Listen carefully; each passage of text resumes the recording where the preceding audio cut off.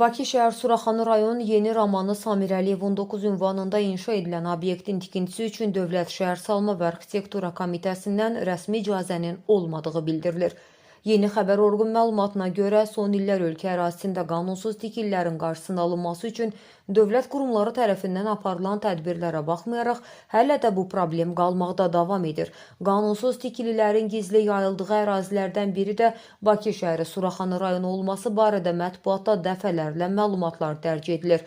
Məlumata görə Suraxanı rayon Yeni Romanı qəsəbəsi Samir Əliyev 19 ünvanında heç bir rəsmi icazə olmadan və müvafiq sənədləşmə işləri aparılmadan obyekt tikilir.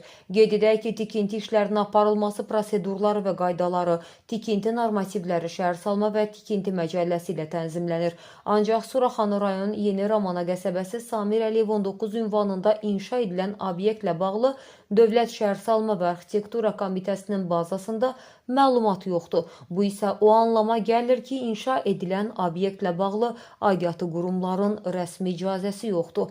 Tikintiyə özünü qazi kimi qələmə verən Ramin adlı maklerin rəhbərlik etdiyi, ancaq obyektin əsl sahibinin başqa sahibkar olduğu bildirilir. Səsləndirilən iddialarla bağlı bütün maraqlı tərəflərin mövqeyini işıqlandırmağa hazırıq.